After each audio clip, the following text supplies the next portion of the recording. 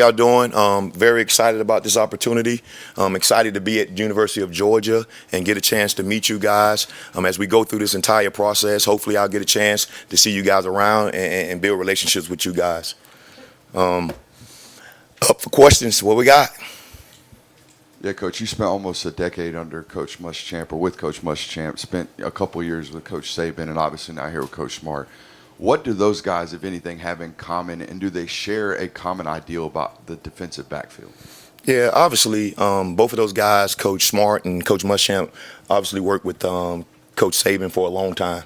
And some of the core values of the organization and how we do things is something that they really, really looked at. And you can tell that there's been a really good job of learning from Coach Saban and doing those things. But I think, as I got here at the University of Georgia, I saw that Coach Smart was able to take some of the things that we did at Alabama and expound upon those things. And I think, from for how we practice, the energy, the different things that we do, I think is very important. And he does a great job of doing that.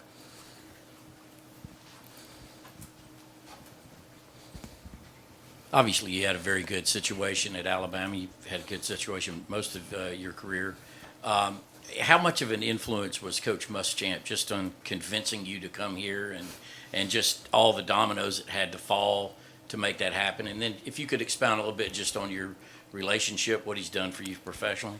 Been with Coach Muschamp for a long time. I GA'd for him at Auburn, worked with him at University of Florida, was his defensive coordinator at South Carolina.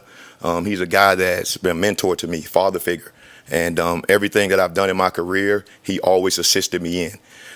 When he told me that he was looking into not being here full time, but being here a lot of the time, it's something that I wanted to do because he wanted someone, because he's a big time Georgia guy, obviously played here and did those different things, and he wanted to pass that torch to somebody that he felt that can come in and kind of run things like he did. And I was excited about that call when Coach Saban retired. Coach Smart called me, and Coach Muschamp and him got on the phone and told me exactly, what it was going to be, and I was excited to do it. And I wanted to be a part of the same type culture, the same type environment, and I thought this was the best thing for me to do. When we talked to Malaki in the spring, he talked about getting here at like 4:35 in the morning and running with you. What's it been like building a relationship with Malaki, and just what have been your impressions about him to this point? Man, what a great kid. I talk to my kids a lot about Malaki. Malaki is a guy who you want your son to be like. I'll give you a quick story. Malaki, I was gaining a little weight, okay? All right, so I'll be the first person to say it. I was gaining a little weight. I told Malaki I'm finna start running. And he was like, okay, what time you gonna run? So I said 5:30. So he says, okay. So I get in at 5:30, and Malachi's in the dang indoor waiting on me. All right, so I run the first day. All right, so I'm like, all right. So he said, hey, what time we coming tomorrow, Coach? So I said, all right, we're gonna come at 5:30 again. Same thing. So then the next day, I was my knee was bothering me a little bit. So I said, I ain't gonna run tomorrow. All right, but I wasn't gonna tell Malaki that. So I get home, it's probably about 10:30, 11 o'clock, and I get a text from Malaki, hey, what time we going, Coach? All right, and Malaki a lot faster than me, in case you guys are wondering, and that's even when I play. All right, so, he's straining, he's doing all the things, but it's the same thing he does on the field, right? He's holding people accountable. I think that's one of his greatest traits. Yes, he's a good football player. Yes, he's a great ball hawk, all that kind of stuff, but at the end of the day, Malaki holds people accountable, and he holds himself accountable. That's why he's a good player. Yeah, just with Will moving into an analyst role, what does his role look like, and how helpful has he been in terms of getting you up to speed with this program? His role looked like same thing when he was a head coach, when he was coming down my neck every single day. I mean, he's in every single meeting with me, bothering me all the time. So it's crazy, man. My entire career, whether it's been Coach Muschamp, Coach Saban being in the room. Now I'm at a place, I'm at the University of Georgia. Coach Smart's in the defensive back room. He's a DB guy. Coach Muschamp's in the DB room. Coach Donte's in the DB room. I mean, it's like an AFCA clinic every single day, man. And but at the end of the day, man, it's been great. I really enjoy Coach Muschamp being here and helping me kind of get through the process of learning how we do things, because some of the things that we do here is a little different than what we did at Alabama.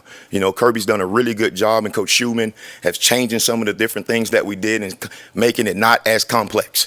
And I think our guys are able to play faster because of that. You mentioned Donte there. Just what stands out to you about him as a coach, and how do the two of y'all work together coaching the entirety of the secondary, but obviously different positions. Yeah, I've been knowing about Coach Donte for a long time. He's been kind of, I guess, the TRob on the West Coast. All right, coaching all those guys. Heard about him in recruiting, had some really good recruiting battles with him. But he's a very personable guy. He's a guy that has a lot of energy. I don't know if you guys had a chance to see it, all right, but one time I was out at practice, I guess my first or second day, and I see a guy running down the field with a helmet on, but he had no jersey. So I was like, well, who don't have a jersey at practice? I thought he was a player. It was Donte going there doing some different things with the corners, working on back shoulder phase and different things like that. And I asked him, because he's kind of a pretty boy, he's a good-looking guy. And he said to me he did it before when he was places at other places, and he got hit in the face. All right, so he started putting on a helmet because of that. But Donte's a really good dude, very smart coach, very excited to get a chance to work for him. He's a relentless recruiter, and I'm excited to get a chance to work with him here at Georgia. Coach, I asked Glenn Schumann a second ago about Joenel Aguero, who's kind of stepping into a role that Tyke Smith played so well. You have some other guys play that spot. Javon did a little bit as well. I mean, your first impression working with him, or what steps that you think he's made so far? I'll tell you what, the good thing about these guys, I recruited a lot of these guys. So I had a previous relationship with Joenel. So always knew they was very explosive, knew he got great coverage ability and different things like that. So getting a chance to come here and watch him develop and learn the system and learn how we do things and why we do things has been very good. I thought he did a really good job in spring, and he's processing through camp. And I think he's doing an amazing job of learning how we do things and trying to do what we're asking him to do. But he's a talented guy. We're in a competition battle all across the board. Like we told our guys, first day we stood up, Malaki Starks, guess, 2-time All-American. He don't have a job. The motto this year is assume nothing. So if everybody take that approach of assume nothing, everybody will get better. And I think Joenel has kind of took tune to that, and he's doing a really good job with the reps that he's getting out in camp. Are you and Malaki still doing the morning runs, or is that a spring thing? No, I'm not, as you can tell. No, Malaki, obviously we in camp right now, so he ain't getting up doing that with me right now. But I need to take my butt back out there and start running. So maybe I need to hold me accountable again. I don't want to assume anything here, but I'll be the first to ask, can you compare Kirby and Saban on the field to each other personality-wise after 2 seasons with Saban? All right, first of all, I would say, you see this microphone right here? All right, that would probably be the main difference. As far as from the energy and different things like that and getting after guys and holding guys accountable, I would say is equal. Say the same thing. I would say the microphone, getting that public talk to, because it's a little different now. All right, when a guy come run to you and tell you something, or when you hear it on that microphone and your players hear him talking to you, hey, TRob, this guy don't know what he's doing, or you don't know how to coach it. All right, so it holds everybody accountable. It's really good, and anybody can get it, man. That's the great thing about this place. Coach Saban has been a mentor to all of us. We talk to him all the time.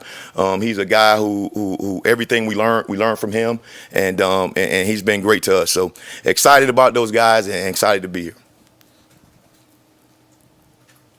Coach, real quick, can you talk to us about your freshman secondary guys? You had a really upper class in recruiting. Can you kind of compare and contrast some of those guys and what you've seen the first few days of camp? The guy's doing a really good job. You look at from the safety position, we brought in KJ Bolden. We brought in Colin Gill, who's a guy that transferred in from Oregon. We brought in those guys, and those guys learning the system, learning how we do things. KJ's really doing a good job with the reps that he's getting. Obviously, he was here earlier. He was a mid-year, so that helps. It helps a lot because he kind of understands exactly what we expect from him. The drills that we're out there introducing to him, he's done them before, so nothing's new to him. So it gives him a little, confidence that he can go out there and get it done. When you talk in terms of corners, you look at Ellis, you look at Andre, you look at some of those guys, and DeMello, those guys have done a really good job. They got a chance to be really good football players, but they're learning. And this is their, 5th day of practice, going into their 6th day of practice in fall camp, and those guys going against some of the best athletes in the country. And they're doing a good job of trying their best to hold their own. But it's a lot. It's a big learning curve. It really is. It's a big difference between high school and college. And those guys are learning how to do things the right way and do it the right time because they've always been the best athletes. But it's different when you get to college. The higher you go up in sports, all right, the competition becomes so much greater. And those guys are at the best place in the country, and they're going against the best athletes in the country, and they're doing a good job of getting better. Yeah, how does matching up against Carson Beck every day in practice help this secondary get ready for the upcoming season? Yeah, I think it's Carson Beck. I think it's the offense. I think it's the running game. I think it's all the different elements of what we do. It's hard. And, I was fortunate enough I got a chance to play in a real game against Carson Beck. I got a chance to prepare against Coach Bobo in a real game. So I understand the difficulties of some of the things that we do, all right, that cause problems to a defense. And I think the tempo and the different things, the motions, and and Carson is a really, really good quarterback who knows where to go with the football, get the ball out of his hand very well, and really throws the deep ball well. So excited and challenged every single day. And I talk a lot of trash to Carson. And he does a good job of handling it in the right way, and he does a really good job of responding. He make bad plays, all right, he pick it up, and he go do something different, all right, and then he hurts us, all right. But he's a talented guy, and we're going at it and battling every single day. You said anything about the Alabama game last year? No, I hadn't done that yet. I don't know if I'm able to bring that up. Yeah, Coach, a little bit earlier you mentioned the simplification of this defense. I was wondering if you could expound upon that a little bit. How are you guys going about simplifying something that seems to be complex? Yeah, I think we did a really good job, Coach Schumann and Coach Muschamp and the rest of the defensive staff, of doing a great job of compartmentalizing the calls. We have different families, and it's easy for our players to learn when you go in and you say, all right, an NFL quarterback is this, a generic man is that. Right, so it doesn't matter if there's Robinson O or it's Eddie O. It doesn't matter. All right, this is what you do. So I think we do a really good job of simplifying those things, the verbiage and all the different things. We have a bunch of calls, all right, that the star don't have to worry about lining up when they're going fast. He lined to the field. So we got some different things to get guys, younger guys, more guys on the field to go out and execute. And I thought they've done a really good job of shrinking the system, still doing the same variants of what we do, but simplifying it so we can do it in a faster ways. You once told me years ago that you danced with a person who brought you to the dance, and you were referring to Coach Muschamp.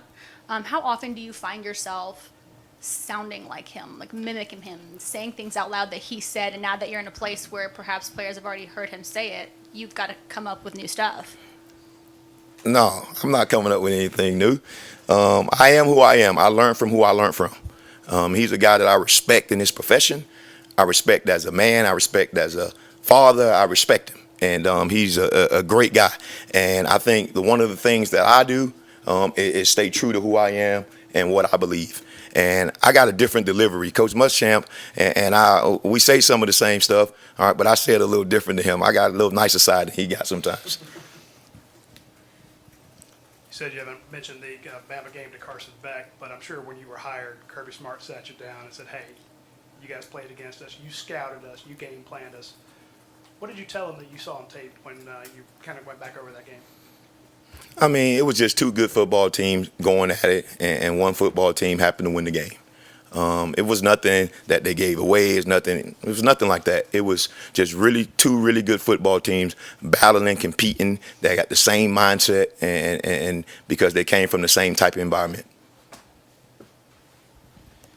Is the secondary kind of one of the riskiest places to start guys young? It seems like the Caleb Downs are an exception. Even Malaki starting late in his freshman year. And why is that? Why is the secondary so hard to just take even the most talented guy as a freshman and throw him out there? Yeah, because the margin of error, all right, is very small back there. When you make a mistake, it's 7 points. All right, when you're a defensive line, you jump out of your gap, well, the linebacker got a chance to tackle him.